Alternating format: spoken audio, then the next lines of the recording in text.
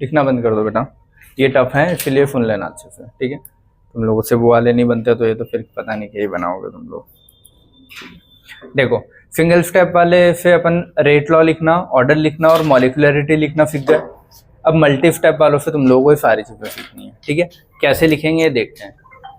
ये कोई मैंने हेडिंग में डाल दिया ना कॉम्प्लेक्स से मल्टी स्टेप है, तो मैं अब हर एक क्वेश्चन में नहीं लिख रहा हूँ, समझ जाना कि ये सारे कौन से कॉम्प्लेक्सिटी क्वेश्चन है, वरना वो हर क्वेश्चन में लिख के देगा कि ये कॉम्प्लेक्स की रिएक्शन है फिर उसके स्टेप्स, ठीक है। अब यहाँ मैंने स्टेप्स लिख के नहीं दी तुम लोगों को कुछ भी, तो रेट लिख सकते हो क्या इसका कि R = K × NO2CO, ऐसा लिख पाओगे?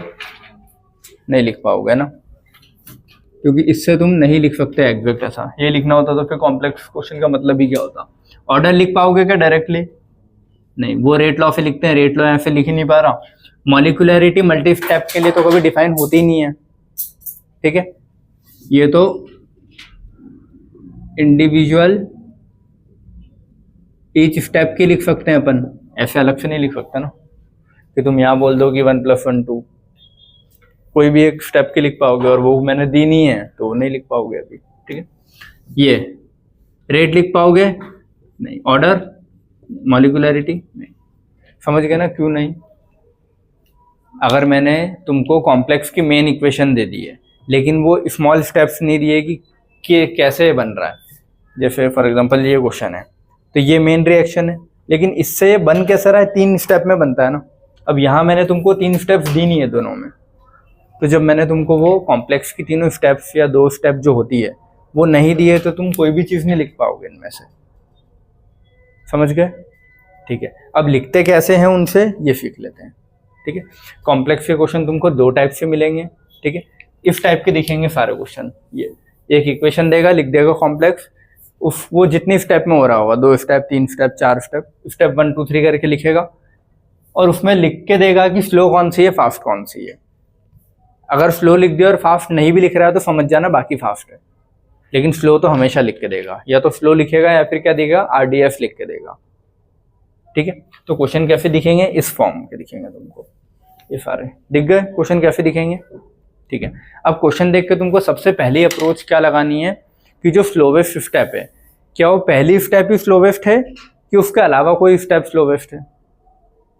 क्वेश्चन के 2 फॉर्म होंगे, अगर पहली स्टेप ही स्लोवेस्ट आ गई तो समझ जाना क्वेश्चन बहुत सिंपल है, अगर पहली स्लोवेस्ट नहीं है, सेकंड या थर्ड स्लोवेस्ट है, तो समझ जाना क्वेश्चन थोड़ा सा टफ है, उसमें कैलकुलेशन थोड़ी ज़्यादा लगेगी, ठीक है। तो 2 टाइप में अपन ने क्वेश्चंस को बांटा है। टाइप 1 फर्स्ट स्टेप अगर स्लो स्टेप है तो वो टाइप 1 में आ गए अपने, सिंपल है। फर्स्ट स्टेप अगर स्लो स्टेप नहीं है, उसके अलावा कोई स्टेप स्लो है, तो वो टाइप 2 में आ गए। जैसे ये क्वेश्चन है, ये कॉम्प्लेक्स है, इसकी 2 स्टेप दे रखी है, इसमें स्लो स्टेप कहाँ आ रही है, फर्स्ट पे आ गई ना, तो ये अपना सिंपल क्वेश्चन में आ जाएगा। ये क्वेश्चन है, इसमें स्लो स्टेप कहाँ आ रही है, सेकंड पे, तो ये टफ, मतलब उसकी कैलकुलेशन थोड़ी जाएगी अच्छी। इसमें स्लो स्टेप कहाँ आ रही है, तो ये अपना सिंपल क्वेश्चन समझ लो। इसमें तो ये थोड़ा जाएगा क्वेश्चन लंबा चौड़ा, ये भी लंबा चौड़ा क्वेश्चन जाएगा थोड़ा, ये सिंपल क्वेश्चन जाएगा, समझ गए। इसमें सिंपल क्वेश्चन जाएगा, इसमें टफ क्वेश्चन जाएगा, समझ गए कैसे छाटेंगे। अब करेंगे कैसे सिंपल टफ वो मैं बताता हूँ, ठीक है। अच्छे से देखना है चीज़, है ना। क्वेश्चन देख के पहली चीज़ क्या पता करनी है, समझ गए, स्लो स्टेप फर्स्ट है कि उसके अलावा कोई सी है। अगर फर्स्ट है तो अप्रोच क्या लगाएंगे, जैसे अपन ने उनका पढ़ा है ना अभी सिंगल स्टेप वालों का, सेम अप्रोच यहाँ लग जाएगी। कैसे, इधर देखो, मॉलिक्यूलरिटी कहीं से निकालते हैं, हमेशा स्लो स्टेप की निकालेंगे। देखो मॉलिक्यूलरिटी वैसे इंडिविजुअल स्टेप्स की निकलेगी। पहली स्टेप की मॉलिक्यूलरिटी क्या है, अलग 1, दूसरे की क्या है 1 + 1 2, तो पहले की 1 है और दूसरे की 2 है। लेकिन अगर वो पूछ रहा है कुछ नहीं दे तो तुम फिर क्या बोलोगे, स्लो स्टेप की निकाल के दोगे। तो स्लो स्टेप की मॉलिक्यूलरिटी कितनी दिख रही है, 1, तो क्या लिखोगे 1। वैसे तो कभी भी कॉम्प्लेक्स के लिए मॉलिक्यूलरिटी नहीं लिखते हैं, लेकिन अगर नहीं बोल के पूछ रहा है ज़बरदस्ती तो किसकी लिखेंगे, सिर्फ और सिर्फ पूछ रहा होगा वो स्लो की ही पूछ रहा होगा, ठीक है, वरना हर एक इंडिविजुअल स्टेप की लिखी जाती है। रेट लॉ कहीं से लिखते हैं, स्लो स्टेप से। यहाँ पे डायरेक्टली स्लो स्टेप से रेट लॉ लिख सकते हैं, यहाँ कोई चेंजेस करने की जरूरत नहीं होती है। स्लो स्टेप कौन सी है, तो स्लो स्टेप से डायरेक्टली रेट लॉ कैसे लिखूंगा मैं, R = K और स्लो स्टेप में क्या NO2Cl है, तो NO2Cl, बस खत्म, इतना ही है। इसका रेट लो डायरेक्ट लिख सकते हो कहीं से, स्लो स्टेप से। देखो मेन रिएक्शन से रेट लो लिखता तो क्या जाता, R इक्वल टू के NO2Cl की पावर क्या आती है 2, लेकिन वो इसका रेट नहीं है, ठीक है। इसका रेट कहीं से लिखते हैं हमेशा स्लो स्टेप से। स्लो अगर फर्स्ट है तो डायरेक्टली लिख सकते हो ऐसे, ठीक है, क्योंकि इस इक्वेशन में भी एक ही आ रहा है, इस इक्वेशन में भी एक ही आया है, तो कोई दिक्कत नहीं है। देखो अगर मैं इसका यहां से लिखता ना, रेट इज इक्वल टू के NO2Cl की पावर क्या आती है यहाँ पे 2, तो ये तो नहीं लिखता हूं ना मैं ऐसे, ठीक है। और इसका रिएक्टेंट क्या है, एक ही है मेरे पास, ठीक है।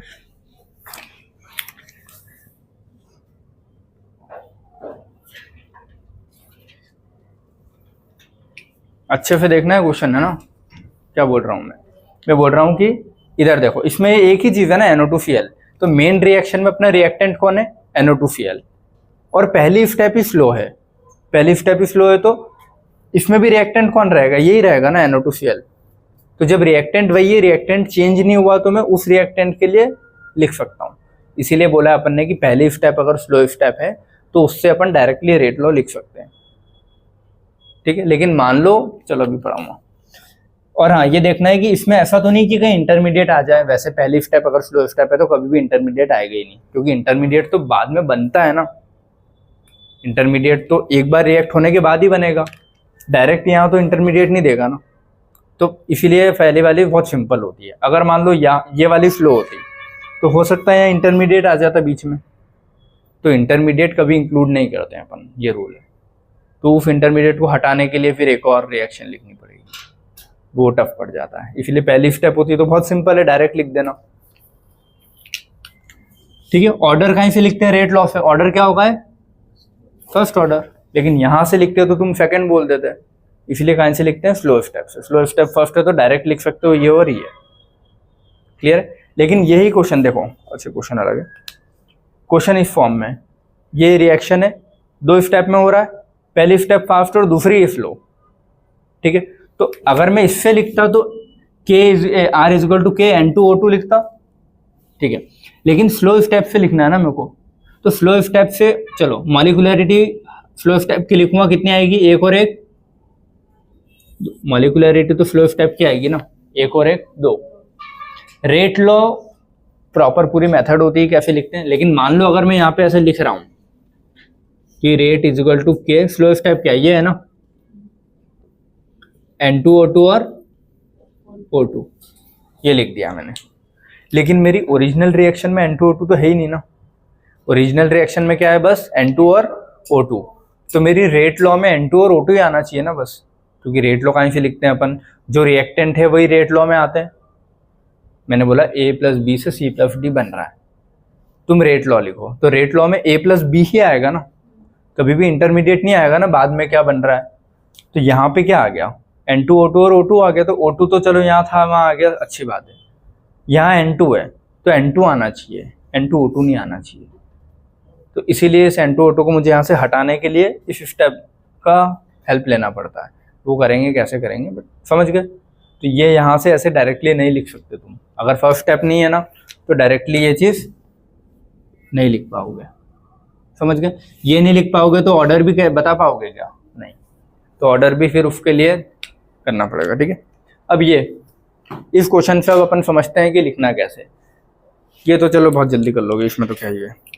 क्वेश्चन है कॉम्प्लेक्स का, पहली स्टेप क्या दिख गई, स्लो स्टेप, तो कुछ नहीं सोचना, स्लो स्टेप की सारी चीजें लिख देना। रेट लॉ बोला है तो स्लो स्टेप से लिख देना A और B, ठीक है। ऑर्डर कहीं से लिखते हैं, रेट लॉ की पावर से क्या दिया 1 1 तो 2। मॉलिक्यूलरिटी कहीं से लिखते हैं, वैसे तो मॉलिक्यूलरिटी हर एक स्टेप की लिखी जाती है, ठीक है। तो एक बार मैं लिख देता हूँ, स्टेप 1 की कितनी है मॉलिक्यूलरिटी 2, स्टेप 2 की कितनी है मॉलिक्यूलरिटी, एक और एक 2, स्टेप 3 में मॉलिक्यूलरिटी कितनी है 1 2 और 3, 5 नहीं है वो, स्टेप 3 का एरो है, ऐसा समझ गए।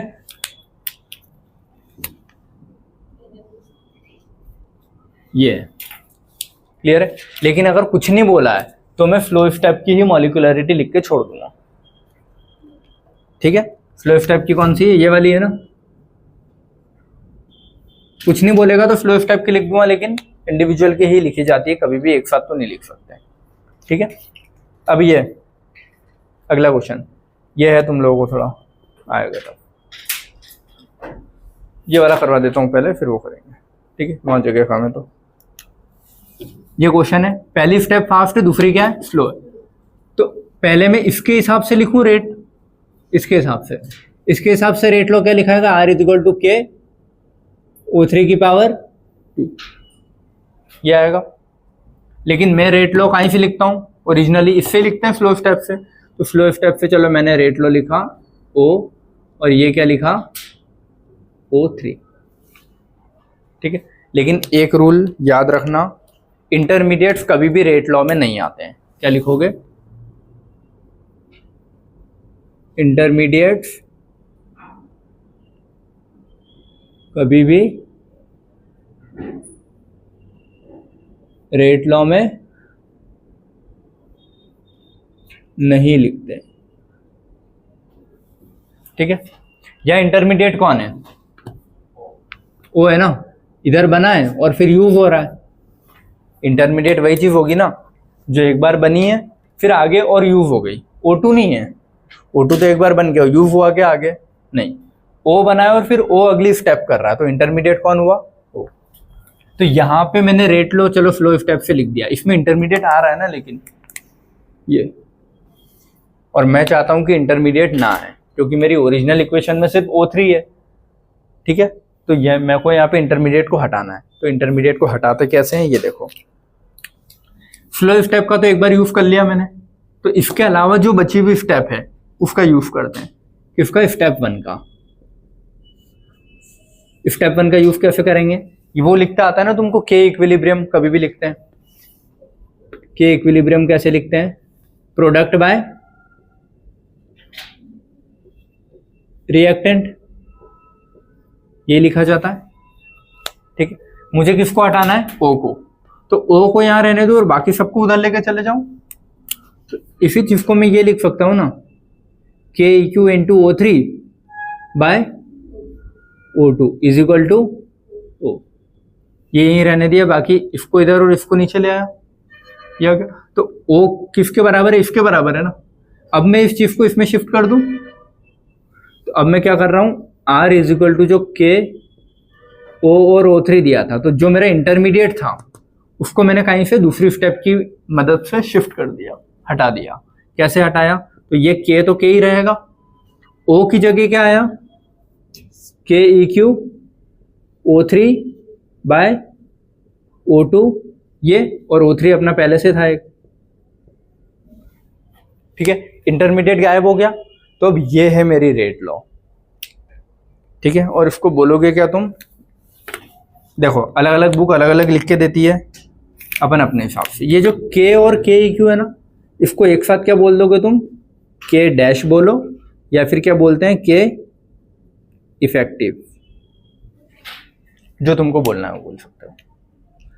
इन दोनों के को एक साथ में क्या लिख दूंगा, के डैश। अब के डैश के अलावा बची क्या चीजें वो लिख दूं मैं एक बार। तो अब मैं देखो तुम्हारा आंसर लिख देता हूँ, के डैश लिखा मैंने, इसका मिला के O3 और O3 दो बार है, तो O3 की पावर क्या लिखूंगा, 2 लिखूंगा ना। O2 नीचे तो ऊपर जाएगा, तो O2 कितना हो जाएगा, -1। तो ये है मेरी रेट लॉ। तो देखो ये ना तो तुम डायरेक्ट उससे लिख सकते थे, ना तुम स्लो स्टेप से लिख पाए। ये तो इसके लिए तुमको लंबी चौड़ी प्रोसेस लगी ना, समझ में आया। तो रेट लॉ पूछे तो ये। अब इससे अलग अलग क्वेश्चन क्या आएंगे, देखो पहला तो क्या हो गया तुम्हारे, रेट लॉ, ये क्या है, रेट लॉ। रेट कांस्टेंट पूछूं तो क्या आएगा, के इंटू के इक्यू।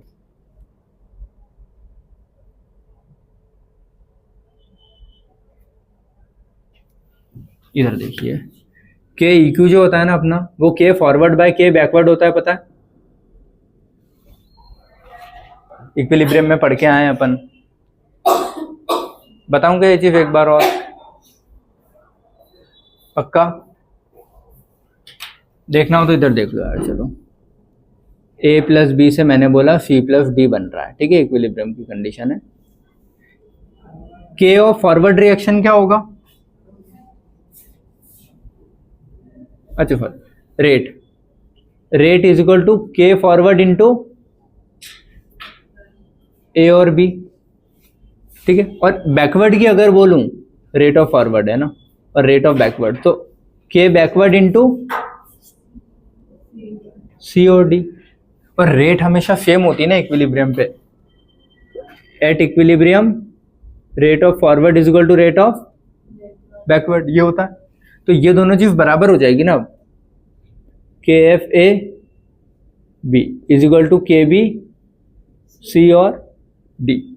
के बी को नीचे ले आऊं, K F by K B is equal to C D by A B. और यही चीज तो तुम्हारा के इक्विलिब्रियम होता है। के इक्विलिब्रियम यही तो लिखते हैं, प्रोडक्ट बाय रिएक्टेंट।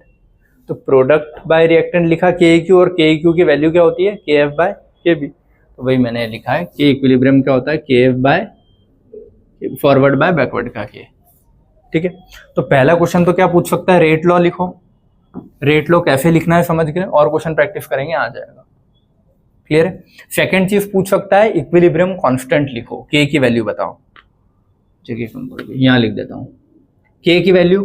के की वैल्यू क्या है? के इंटू ये है ना, चलो यार मैं क्या लिखता हूं, रेट कांस्टेंट बताओ। तो रेट कांस्टेंट क्या है? के इंटू के ई क्यू है ना, ये है। के इंटू के ई क्यू क्या होता है? के फॉरवर्ड बाय के बैकवर्ड। अगर वो के फॉरवर्ड k1 दे रहा है, के बैकवर्ड क्या दे रहा है? k2, तो मैं इसको k1 बाय k2 लिखूंगा ना। और ये एक और k जो मेरा पहले ओरिजिनल था वो यही था।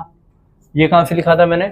फ्लो स्टेप से। तो ये क्या था मेरा? k3 है ना, फ्लो स्टेप का लिखा था मैं, फ्लो स्टेप से ये लिखा था, तो k3 है। तो ये अपना क्या है? k3। और ये तो दोनों को मिला के आया था। तो अब इस चीज को मैं लिख सकता हूं ना यहाँ पे, k3, के फॉरवर्ड कितना है? k1, के बैकवर्ड कितना है? k2। तो तुम्हारा रेट कांस्टेंट क्या आया? ये। तो रेट कांस्टेंट की वैल्यू क्या मतलब क्या होता है पूछ लेगा। रेट लॉ कैसे लिखते हैं पूछ लेगा। अब ऑर्डर लिख सकते हो, ऑर्डर रेट लॉ से ही लिखते हैं ना। ऑर्डर कितना आएगा इसका? 2 प्लस -1 कितना आएगा? 1। फर्स्ट ऑर्डर रिएक्शन है। मॉलिक्यूलरिटी पूछे तो कहीं से लिखते हैं? बहुत ज्यादा ही कम जगह पड़ गई यार। वैसे तो मॉलिक्यूलरिटी कॉम्प्लेक्स रिएक्शन की नहीं लिख पाओगे एक साथ, हर एक इंडिविजुअल स्टेप की अलग अलग लिखनी पड़ती है। लेकिन फिर भी पूछ रहा है कहीं की, तो मैं क्या कहीं की लिखूंगा? सिर्फ फ्लो स्टेप की।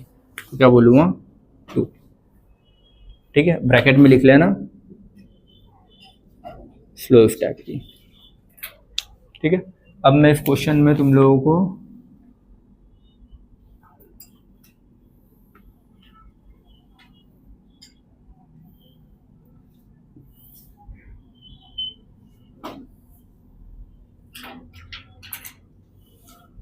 ये है, ठीक है। ये तो बस अलग से बताया था कि ये चीज इसके बराबर होती है इसीलिए, वरना ये है। ये करें, ये सिंपल है कि टफ है ना। इसमें तो क्या है, पहली स्टेप ही स्लो है तो डायरेक्ट लिख सकता हूँ मैं, मेरे को इतना झमेला करने की जरूरत ही नहीं है। ये वाला, इसके लिए अगर मेरे को रेट लिखना है तो कैसे लिखूंगा? फ्लो स्टेप से k इंटू, और k कौन सा है? 1 है, तो k1 O3। इसमें कोई इंटरमीडिएट आया क्या?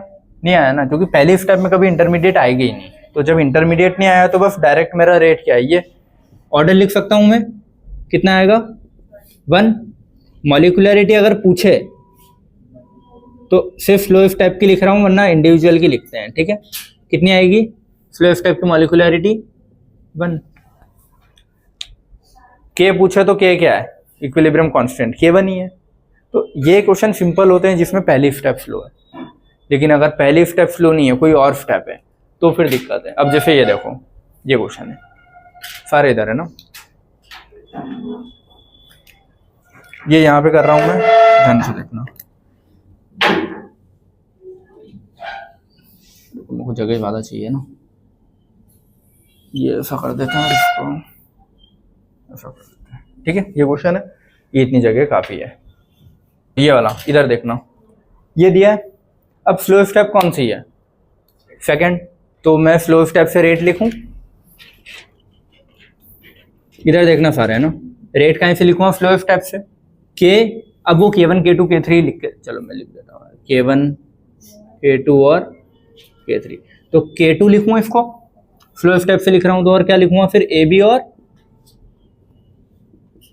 A। समझ गए? लेकिन मेरी ओरिजिनल क्वेश्चन में क्या है? रिएक्टेंट A और B। तो अगर मेरे ओरिजिनल क्वेश्चन में रिएक्टेंट A और B है तो मेरे रेट लॉ में भी A और B आने चाहिए ना। इंटरमीडिएट कभी नहीं आएगा। AB क्या है यहाँ पे? इंटरमीडिएट हो गया ना। तो इंटरमीडिएट कभी भी आता है क्या रेट लॉ में? नहीं आता। तो मुझे इस AB को हटाना पड़ेगा। तो AB कौन सी स्टेप से हटाऊं? ये तो मैंने यूज कर ली, अब ये दो बची। तो AB कौन सी स्टेप से हटेगा? जिसमें AB आ रहा होगा। इसमें आ रहा है ना, इसमें आ रहा है क्या कहीं? नहीं, तो इसका तो कोई यूज ही नहीं है मुझे। इसमें आ रहा है तो इसका यूज करूंगा मैं। तो जब उसमें आ रहा है तो उसका यूज कैसे? इस रिएक्शन का क्या लिखोगे तुम आगे?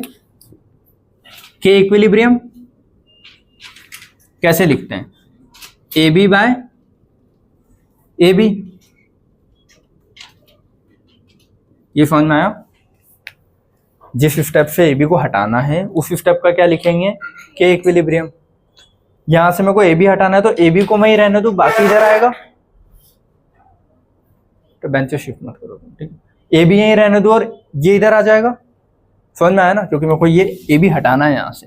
तो इस चीज को मैं ये लिख सकता हूं ना, K EQ into A into B is equal to AB। अब AB वहां से हट जाएगा, यहां पे लिख लूं उसको। तो ये K2 तो K2 ही रहेगा, AB हट के पूरा क्या आएगा? ये तो के EQ A B और फिर इधर एक और क्या आ जाएगा अपना पुराना A। समझ गए? ठीक है। अब A तो आ रहा है और B भी क्वेश्चन में आता है, तो बस ये तो दोनों ओरिजिनल वाले ही थे, मिल गए मुझे। अब इस चीज को थोड़ा और ढंग से लिख लूं, इन दोनों को मिला के क्या लिखूंगा मैं? K डैश या K इफेक्टिव। इसको A 2 बार आ रहा है तो A की पावर 2 और B एक बार आ रहा है तो B की पावर 1। ऑर्डर लिख सकता हूं। ये मेरी रेट लो बनी ना, ये समझ में आया? ठीक है बेटा, मन में पढ़ो। ऑर्डर कितना है इसका? 3। मॉलिक्यूलरिटी पूछो तो काई की लिखूंगा सिर्फ और सिर्फ? स्लो स्टेप कौन सी है? ये तो 2। और अगर तुमसे एक और चीज पूछूं, क्या बोलते हैं? इक्विलिब्रियम। इक्विलिब्रियम नहीं, रिएक्ट, ये के को क्या बोलते हैं यार? Reaction constant, rate constant. ठीक है, रेट कांस्टेंट। रेट कांस्टेंट लिखूंगा मतलब के की वैल्यू पूछ रहा है ना, के डैश की। तो के डैश होगा क्या यहाँ पे इसका? के डैश क्या है? K2 इंटू के इक्विलिब्रियम। K2 इंटू के इक्विलिब्रियम कहाँ है ये? और के इक्विलिब्रियम है कहाँ पे? ये वाला है इसका। तो ये स्क्वायर फिर रिवर्स में मेरे को K4 लिखना पड़ेगा यहाँ पे। 1 2 3 और वो 4 कर दिया मैंने, ठीक है। तो के इक्विलिब्रियम कैसे आएगा? Forward by backward. तो फॉरवर्ड K1 और ये क्या है? बैकवर्ड। तो K2 इंटू ये क्या है? K1 bye K4। समझ गए चीज?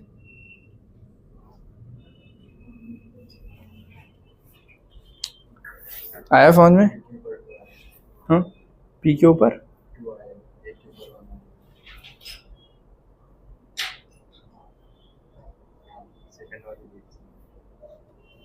इसमें लास्ट में एक ये दिया है ए बी क्यों? देख रुक जा, स्लो स्टेप से, अच्छा ये बोल रहा है, हाँ सॉरी, हाँ ये करेक्ट कर लेना। स्लो स्टेप में ए बी और बी था ना, तो ए बी और क्या आएगा यहाँ पे? बी। तुम लोग ध्यान तो दिया करो, बाकी क्या कर रहे हो? स्लो स्टेप से लिखा था, स्लो स्टेप से क्या लिखते हैं? K2 ए बी और बी लिखेंगे ना, ठीक है। फिर ये मेरे को ए बी हटाना था तो ए बी की जगह मैंने ये सब शिफ्ट किया और ये लास्ट वाला क्या रहेगा? बी। अब ए के ऊपर तो 1 ही रहेगा और बी 2 है, तो ऑर्डर फिर ठीक है 3 और ये सब बाकी, बट ये ऐसा है। समझ गए करना कैसे? एक दो क्वेश्चन खुद से प्रैक्टिस करोगे अब कि मैं करवा दूं? ये मैं करवा देता हूँ, ठीक है? हाँ तो ये मैं कर देता हूँ, ये तुम करोगे, ठीक है? इसका आंसर लिख रहा हूँ मैं ना ऊपर वाले के। इसके रेट कैसे लिखेंगे? R इज इक्वल टू, यहाँ पे लिख देता हूँ मैं, ठीक है? R इज इक्वल टू के N2O2, ये लिखाएगा, और इसका ऑर्डर क्या आएगा? 2। समझ गए ना? स्लो स्टेप से N2O2 लिखा, N2O2 उसमें N2O2 ही आता है, इंटरमीडिएट कुछ आया नहीं है क्योंकि फर्स्ट स्टेप रहती तो कभी इंटरमीडिएट आ ही नहीं सकता, तो आया भी नहीं इंटरमीडिएट, और ऑर्डर क्या आएगा? 1 1 2। ये तुम खुद से करो सब लोग, टाइम दे रहा हूँ मैं 5 मिनट का, ठीक है? फिर इसके बाद और क्वेश्चन प्रैक्टिस करेंगे इसी चीज़ के, फिर छोड़ दूंगा। पेन नहीं चलाते ना, कॉपी पे नहीं सीखते हैं ऐसे। अगर तुम मान लो 20-30 क्वेश्चन भी कर लेते हो तब जाके तुमको आएंगे, एक में नहीं आता, ठीक है? गलती करके सीखते हैं जो कि तुम लोग पढ़ते ही नहीं हो। चलो ये क्वेश्चन है, क्वेश्चन देख के सबसे पहली चीज पता करनी होती है स्लो स्टेप पहली तो नहीं है, अगर पहली है तो कोई दिक्कत ही नहीं क्वेश्चन में, जैसा है वैसा लिख दो। लेकिन यहाँ पे कैसे सेकंड में है ना, तो इसका रेट कैसे लिखाएगा? N2O2 और H2 इसी से लिखाएगा, ठीक? लेकिन मेरी ओरिजिनल इक्वेशन में क्या दिया है? H2 और NO है ना, तो यहाँ तो H2 और N2O2 आ गया, तो ये तो गड़बड़ हो गया, तो ये फालतू में आया ना मेरे पास। तो अब मैं देख लूँ कि जो फालतू में आ रहा है वो इंटरमीडिएट है कि नहीं है। अगर इंटरमीडिएट है तो हटाना पड़ेगा, इंटरमीडिएट नहीं है तो कोई बात नहीं। तो मैंने देखा N2O2 जो है ये पहले भी आ रहा है क्या कहीं? हाँ आ रहा है, इंटरमीडिएट है, तो अगर इंटरमीडिएट है तो हटाना पड़ेगा। तो N2O2 को मैं स्टेप 1 वाले से हटाऊंगा, तो स्टेप 1 वाला में अगर N2O2 आ रहा है तो उसी से हटेगा। उसके लिए के इक्विलिब्रियम क्या लिखूंगा? Product bye reactant, N2O2 bye reactant कितना है? NO की पावर 2। ये स्टोइकियोमेट्री ऊपर जाता है, ऐसा कैसा मत लिखना डब्बे में, ठीक है? ये मुझे N2O2 चाहिए ना, तो मैं के EQ इंटू NO की power 2 is equal to N2O2 ये लिखूंगा। अब इस N2O2 को मुझे हटाना है इससे, तो ये यहाँ पे लिखूं रेट इज इक्वल टू, अच्छा इसमें के पहले से भी तो था, के इंटू के EQ NO की पावर 2 और H2 जो पहले से दिया था वो ऐसा कैसा रखा, इसकी जगह में ये लेके आया पूरा।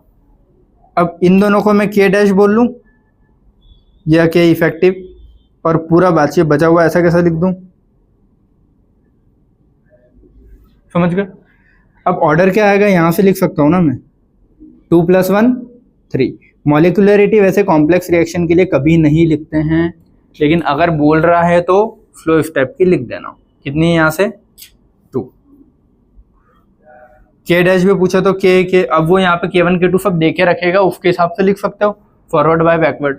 मान लो अगर वो K1 K2 देता और ये वाली रिएक्शन तुमको K3 देता, तो ये K3 हो जाता, तो इसका K डैश कितना आता तुम्हारा? K3 K1/K2। अगर ये K1 K2 होता और ये K3 होता तो ये आता, तो जो भी देता उसके हिसाब से रख देते हैं। इसका इसके के से कोई लेना देना नहीं है, यहाँ जो देता उससे कोई लेना, इनसे ही देखते हैं बस, ठीक है? समझ गया सब? ये एक दो क्वेश्चन और दूं इसी चीज से रिलेटेड, तो प्रैक्टिस हो जाएगी, तो आ जाएगा तुम लोगों को, ठीक है? और इसके बाद एक लास्ट पार्ट बचता है अपना थ्योरेटिकल, है थोड़ा वो रहेगा, है ना? वो देखते हैं, कल पढ़ लेंगे बस। ये और कुछ क्वेश्चन लिखे हैं 3, काफी है इतने, ठीक है? ये कॉम्प्लेक्स वाले को सॉल्व करने के लिए सारे इधर ये मेन रिएक्शन ये दिए लिख के देगा, देखो आ रहा है। अगर सारे इधर देखना, अगर कोई भी क्वेश्चन ये स्टेप 1 स्टेप 2 स्टेप 3 आ जाए तो समझ जाना कॉम्प्लेक्स का ही होगा, वो लिखे चाहे ना लिखे, ठीक है? और एक स्टेप में दे रहा है और पूछ रहा है तो फिर मोस्ट प्रोबेबली वो क्या होगा? सिंगल स्टेप वाला, ठीक है? ये हो गया। अब इसमें कैसे लिखते हैं रेट? स्लो स्टेप से, ये पेन चल रहा है ना, के X और Y2 स्लो स्टेप से लिखेंगे ये, ठीक है? अब मैंने क्या देखा, ओरिजिनल और इसमें y2 तो मैच हो रहा है, लेकिन x और x2 है ना, तो अलग जा रहा है वो। समझ में आना है? यहाँ पे x2 है, लेकिन मेरे पास तो क्या है, x है। तो ये x को मेरे को हटा के x2 लाना है, तो x को हटा के x2 कौन सी इक्वेशन से आएगा, इसमें x2 दिख रहा है ना, और x इस इक्वेशन से आया तो यहाँ से हटेगा है। समझ में आया? तो थर्ड स्टेप का कोई काम ही नहीं है, फर्स्ट से यूज करेंगे। और फर्स्ट वाले से निकालना क्या है अब अपने को, इस वाले से, इस वाले से क्या निकालूंगा, K E Q is equal to X into X upon x2। ये मुझे x की वैल्यू चाहिए ना, मतलब x को हटाना है यहाँ से, तो x को उसी साइड रखूँ, बाकी इधर देख लेना बेटा तू, x की वैल्यू चाहिए तो इसको ही रखूँगा, बाकी इधर। तो ये क्या हो जाएगा, K E Q into x2 is equal to X into X. 2x है तो इसको ये बोलूँगा ना मैं, x का स्क्वायर हो गया है, के ई क्यू इंटू एक्स। लेकिन मुझे यहाँ पे क्या चाहिए, सिर्फ x चाहिए। यहाँ क्या हो गया, x का स्क्वायर हो गया। तो स्क्वायर को हटाने के लिए हमेशा क्या लगाते हैं, अंडर रूट। अंडर रूट का मतलब होता है 1/2 का मल्टीप्लाई, ठीक है। तो अंडर रूट बोथ साइड, तो मैंने क्या बोला, के ई क्यू x2, इसका भी क्या कर दिया under root, is equal to x2 का भी क्या कर दिया अंडर रूट। अंडर रूट का मतलब क्या होता है, 1/2 का मल्टीप्लाई। मैं एक एक स्टेप में लिख देता हूँ अभी, ताकि तुम लोगों को समझ में आए। 2 इंटू 1/2, ये होता है अंडर रूट का मतलब। यहाँ पे भी क्या हो जाएगा, के ई क्यू x2 की पावर 1/2। समझ गए? ठीक है। तो पूरे पे अंडर रूट लगाए तो के पे भी लग जाएगा, लेकिन ठीक है अभी इतने ही रहने दो। ये चीज समझ में आ गई। तो ये क्या आया, ये के ई क्यू x2 की पावर 1/2। अब ये x की वैल्यू में इधर रख सकता हूँ ना, तो मैं r इज इक्वल टू के, x की वैल्यू क्या आई, के ई क्यू x2 की पावर 1/2 और ये /2, ठीक है। ये को मैं k डैश लिख सकता हूँ, या k इक्विवेलेंट ये, हाँ ठीक है। और अब बचा क्या, x2 की पावर 1/2 और y2, और ये मेरा हो गया रेट लॉ। समझ गए? के पे भी लगेगा, क्योंकि पूरे पे है ना, पूरे पे लगाया तो दोनों पे लगता है फिर, तो वो ठीक है। अगर लगाना हो तो के पे भी लगा सकते हो तुम लोग अंडर रूट, क्योंकि ओवरऑल पूरे कंप्लीट अंडर रूट लगाया है ना, तो हाँ कोई बात नहीं, बट उससे फर्क नहीं पड़ेगा, तो दोनों मिक्स होके यहीं आ गए, ठीक। बट लिखना रहता है, अगर अंडर रूट पूरे पे लगाया तो के पे भी लगेगा और इस पे भी अलग अलग लगेंगे, ठीक है। चलो ये क्या हुई मेरी रेट लो इक्वेशन। ऑर्डर क्या आएगा, हम यहाँ से 1/2 + 1, ये कितना हो जाएगा 3/2। मॉलिक्यूलरिटी अगर पूछे, वैसे तो मॉलिक्यूलरिटी कॉम्प्लेक्स रिएक्शन की नहीं लिखते हैं, फिर भी पूछे तो स्लो स्टेप की लिख दूंगा 2, ठीक है। के की वैल्यू भी निकाल सकते हो ना, ये के क्यू अगर वो 1/2 मतलब रिएक्शन लिख के देगा कि क्या है, फॉरवर्ड बाय बैकवर्ड। ये reaction most of the time कैसी होगी, ऐसी होगी, फॉरवर्ड बाय बैकवर्ड देगा वो, तभी लिख सकते हो तुम, वरना बैकवर्ड की कैसे लिखोगे अगर इक्विलिब्रियम पे नहीं है तो, ठीक है। तो हमेशा वो इक्विलिब्रियम वाली कंडीशन ही देगा, लिख लोगे ना जो भी होगा। अब ये एक और P से R बन रहा है, स्टेप 1 स्टेप 2। पहले क्या चेक करते हैं, स्लो स्टेप कौन सी है, सेकेंड है ना, तो फिर पक्का अपने को सॉल्व करना ही पड़ेगा, या फिर नहीं भी याद रह रहा है फर्स्ट थी सेकेंड थी क्या थी, सीधा R लिख के देखो तुम लोग। R कैसे लिखोगे, के क्यू इंटू पी। लेकिन क्या मेरे क्वेश्चन में P आ रहा है क्या, नहीं है ना, क्वेश्चन में तो सिर्फ क्यू आ रहा है क्या, नहीं, क्वेश्चन में सिर्फ P है, तो क्यू को हटाना पड़ेगा। अभी क्यू कहाँ से हटेगा, यहाँ पे फालतू में आया ना क्यू, तो कौन सी इक्वेशन में आ रहा है, इसमें अपने पास वैसे एक ही बची, तो उस ऊपर वाली इक्वेशन का क्या लिखूंगा मैं, के ई क्यू, इसका है ना, क्या आएगा Q/P, ठीक है। मुझे क्या क्यू हटाना है ना, K E Q into P is equal to Q. अब ये Q की वैल्यू मैं यहाँ रख दूंगा, तो R इज इक्वल टू के इंटू क्यू की वैल्यू क्या आई मेरी, के ई क्यू इंटू P, और इधर क्या आया, इसको मैं के डैश लिख सकता हूँ, और P 2 बार है तो P का स्क्वायर। ये मेरा क्या है, रेट लॉ। ऑर्डर पूछो तो रेट लॉ से लिखते हैं 2, मॉलिक्यूलरिटी पूछो तो स्लो स्टेप की लिखूंगा कितनी 2, ठीक है। स्लो स्टेप की लिख रहे हैं बस, है ना, क्लियर। ये एक क्वेश्चन और है लास्ट, इसका आंसर आ गया। चलो ये दिया है, ये सब है, ठीक है। अच्छा आरडीएफ लिखे मतलब क्या है, वही स्लो स्टेप है, रेट डिटरमाइनिंग स्टेप है आरडीएफ, ठीक है। तो मैं स्लो स्टेप से लिखता हूं ना, के ए और B2, ये समझ में आया सारे इधर, के ए और B2 स्लो स्टेप से लिखा मैंने। अब मेरे क्वेश्चन में B2 तो है लेकिन A2 है ना, और मेरे पास क्या आ रहा है A, तो मेरे को A को A2 से हटाना पड़ेगा। तो ऐसी कौन सी इक्वेशन लूं जिसमें से A हटे, देखो A इसमें भी आ रहा है इसमें भी आ रहा है, लेकिन A2 तो सिर्फ इसमें आ रहा है ना, मेरे को A2 से हटाना है ना, हर किसी से थोड़ी ना हटाऊंगा, ठीक है। तो A2 को अगर इससे हटाना है तो मैं ये वाली इक्वेशन लूंगा, क्यों, क्योंकि ये यहाँ पे आ रहा है। वरना तुम ये बोल सकते हो ना सर A तो इसमें भी आ रहा है इसमें भी आ रहा है, तो कौन से हटाएं।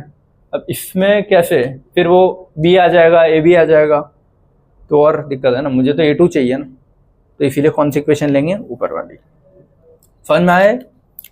तो ऊपर वाली इक्वेशन का फिर मैं क्या लिख दूंगा, K EQ is equal to A into A by A2, A चाहिए मुझे, K EQ into A2 is equal to A, 2 बार A आया मतलब A का स्क्वायर हुआ ना, इधर क्या है के EQ इंटू A का A2, मुझे सिर्फ A चाहिए ना।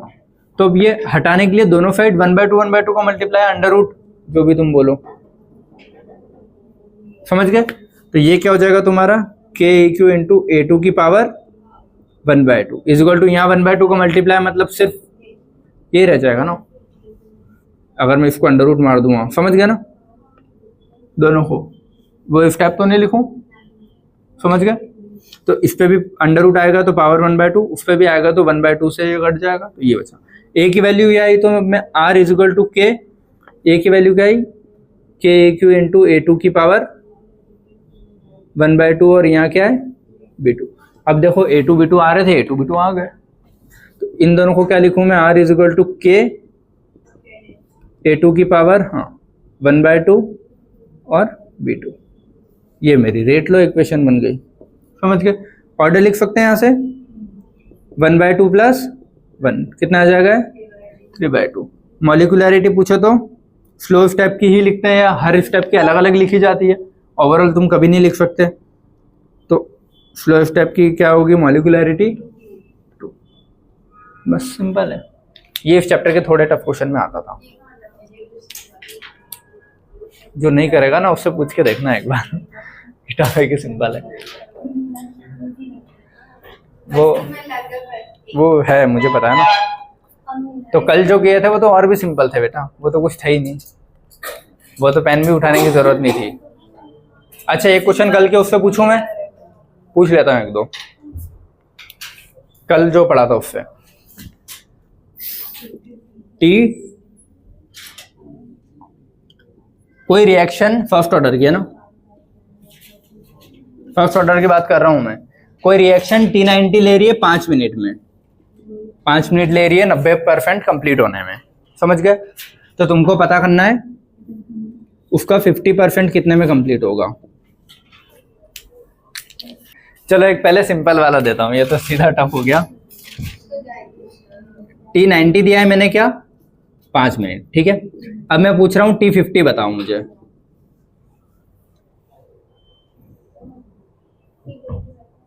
तो T50 का T90 से रिलेशन पता है ना मेरे को, ठीक है।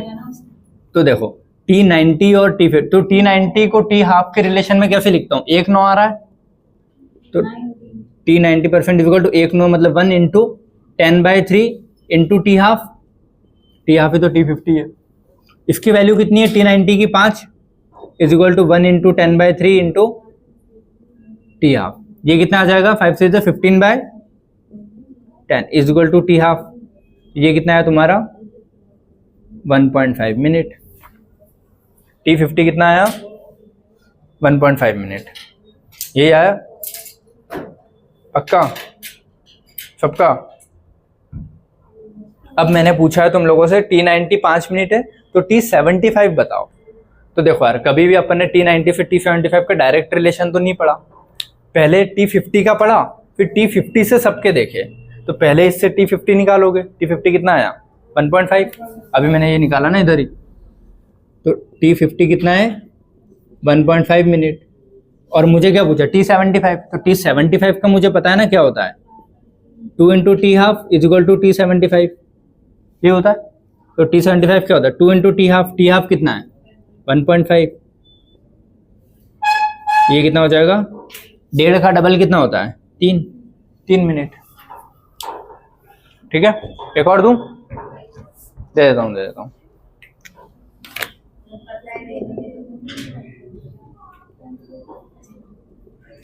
T99.99% रिएक्शन कंप्लीट होती है तुम्हारी 20 मिनट में।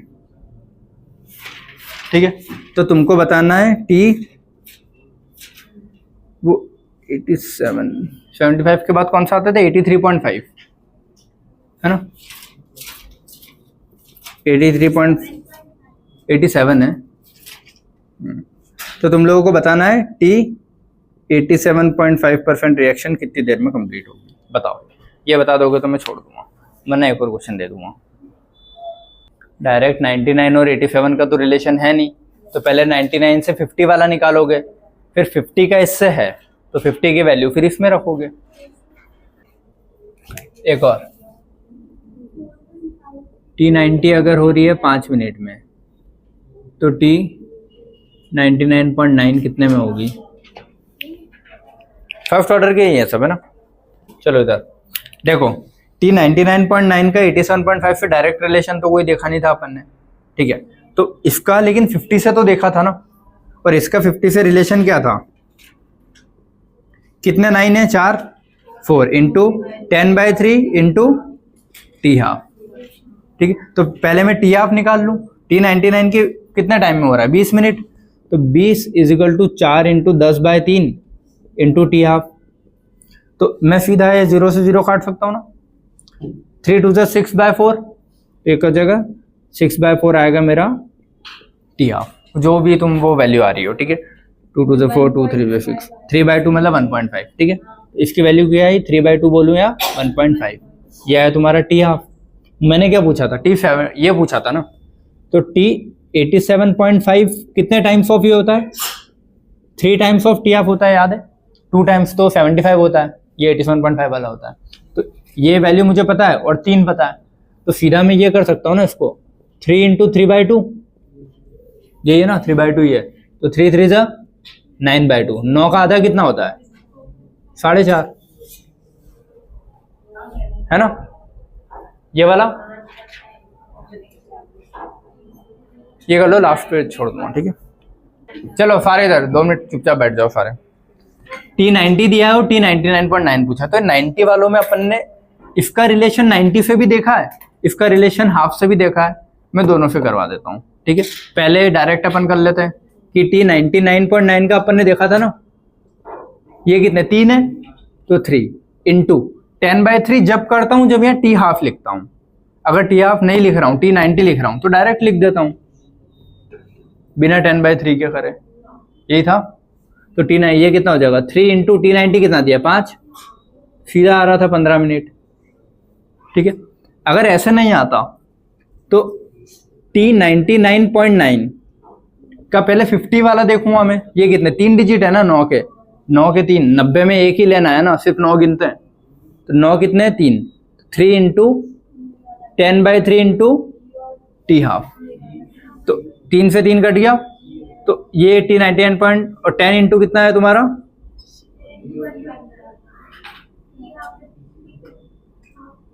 रुक जाओ, टी हाफ कैसे निकलेगा, अरे वो ठीक है रुको, ये तो खुद ही निकालना है ना, ये 90 का रखना पड़ेगा ना तुमको, T90 का रखोगे तब जाके तो निकलेगा। T90 में एक ही 9 आ रहा है, तो 1 इंटू 10/3 इंटू टी हाफ, तो 90 की वैल्यू पता है ना, इसकी थोड़ी वैल्यू पता थी। 5 is equal to 1 into 10/3 into T half, तो ये 3 15/10 हो जाएगा, तो टी हाफ की वैल्यू कितनी आएगी तुम्हारी 15/10 मतलब 1.5। क्लियर है इतना?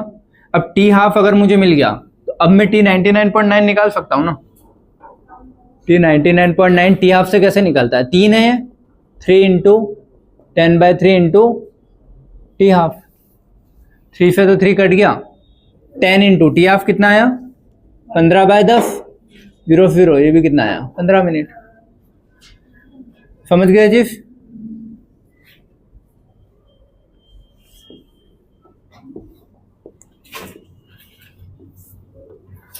क्लियर है? चलो ठीक है, क्वेश्चन प्रैक्टिस कर लेना यार इस चीज की। एक लास्ट टॉपिक बचा है अपना बस, है ना? लास्ट सारे इधर 2 मिनट इधर देख लो सारे, ठीक है। रेट ऑफ रिएक्शन किन फैक्टर्स पे डिपेंड करता है ये पढ़ना है। उसमें से 2 फैक्टर इंपॉर्टेंट थे, एक कंसंट्रेशन पूरा पढ़ चुके हैं, टेम्परेचर वाला एक इंपॉर्टेंट बचा है, ठीक है, और एक आरएनएफ की इक्वेशन बची है, वो इंपॉर्टेंट है। तो ये एक और लास्ट पार्ट बचा है इस चैप्टर का, वो अपन कल पढ़ के खत्म करेंगे। और आरएनएफ से क्वेश्चन आया था लास्ट ईयर या लास्ट ईयर ही, तो वो आता जाता रहता है क्वेश्चन, ठीक है, हर थोड़े साल में आ जाता है, एक दो साल में। तो वो उसकी क्वेश्चन प्रैक्टिस थोड़ी अच्छी करनी है, इसीलिए उसमें टाइम लगेगा, ठीक है। चलो थैंक यू सो मच। भागो।